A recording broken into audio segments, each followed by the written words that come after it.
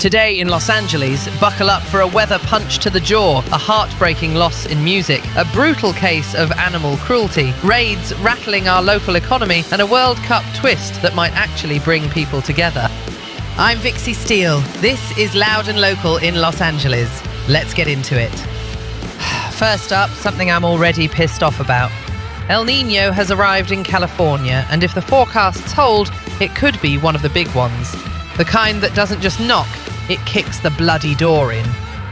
Listen, NOAA says there's a 63% chance this El Niño is very strong by the end of 2026. That's the kind that loads our winter storm dice. Historically, when it's strong, Southern California gets drenched. 1982 to 83 and 1997 to 98 dumped more than double our average rain. In 91 to 92, it was around 133% of normal. And yeah, no, it's not guaranteed. 2015 to 16 underperformed at 77%. To be fair, weather isn't your obedient golden retriever, but the odds tilt toward heavy, sometimes dangerous precipitation events, especially in winter. Now the coast. High tide flooding risk is already nastier thanks to decades of sea level rise.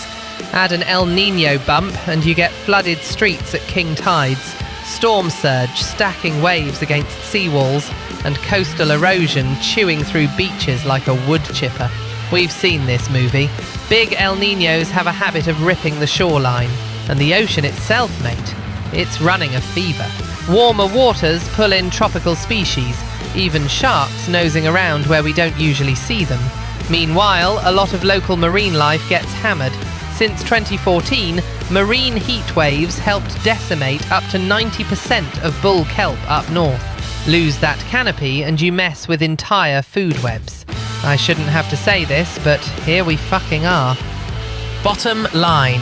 The signals are strong, the exact hit is uncertain, and the timing is classic El Niño. Nastiest in winter. Clear your storm drains, know your flood zones, pay attention when alerts go out. Honestly, we need to brace for impact and finally start taking climate change seriously. Moving on, before I break something, tragedy in the music world. Oliver Tree is dead after a helicopter collision in Rio de Janeiro. You know Oliver Tree.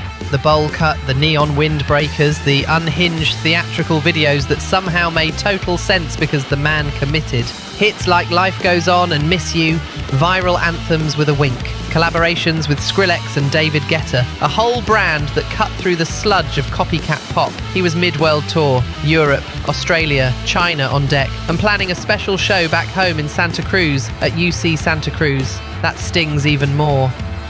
The crash killed 5 others too, including YouTuber Gaspar Prim. Families shattered in an instant.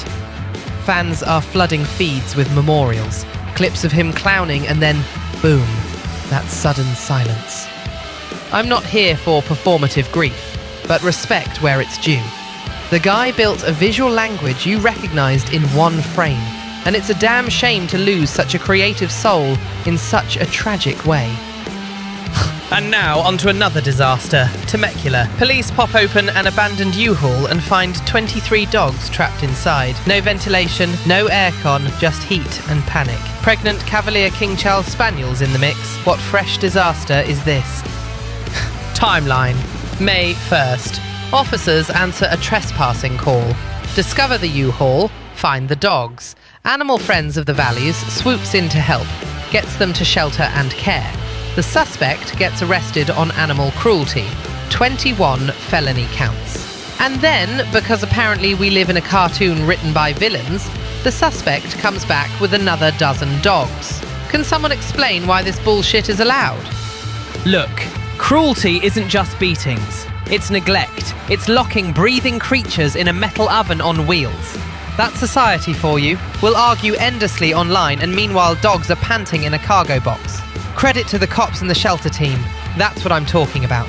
But I've had it with this fucking nonsense. How can anyone treat animals like this? Alright, let's keep this train wreck rolling. Southern California car washes are getting hammered by immigration raids. Workforce gutted, doors shuttering, paychecks gone. Over 370 workers detained across around 100 sites in LA and Orange counties since last summer. Jesus Christ. Here's what that looks like on the ground. Your neighbourhood wash can't staff up, lines stretch around the block, or they just close. Families lose income overnight, kids' meals and rents hang by a thread. Advocacy groups step in with legal help and community support. Because, the system isn't built to catch you when enforcement knocks. The Supreme Court lifts restrictions, raids keep rolling, and the fear runs straight through the workday. Immigration policy by sledgehammer treats people like parts. Pull them out and the machine still has to run. Spoiler, it doesn't, and your local economy eats the cost. Long term, you burn trust. Workers disappear into the shadows, businesses play whack-a-mole with staffing, and customers wonder why basic services fall apart. Unbelievable, but not surprising. These raids are tearing apart communities. Okay, here's something cool for once. Iran versus New Zealand at SoFi in Inglewood, and for LA's Iranian community, there's a glimmer of unity, even with the politics snarling in the background. Context. Tensions are sky high. The US and Iran are clashing on multiple fronts, and it bleeds into sport. Meanwhile, Iran's squad can't even base here. Visa restrictions push them to Tijuana, commuting in for matches. Some in the diaspora see the team as national pride on a field they love. Others see it as a walking emblem of a government they oppose. The Federation says visa denials to key staff are political interference. Officials on this side disagree. That split lives in living rooms and WhatsApp groups all over LA. But for one night under those SoFi lights, the game can crack open a little shared space. Flags in the stands, the anthem, the roar when the ball hits the net. Sport doing that thing politics won't. See, this is why I still have hope.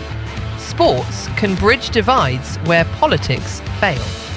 Alright, that's all I got. Go do something useful. This is Vixie Steele, loud and local in Los Angeles. We're leaving it at that because I'm fucking exhausted.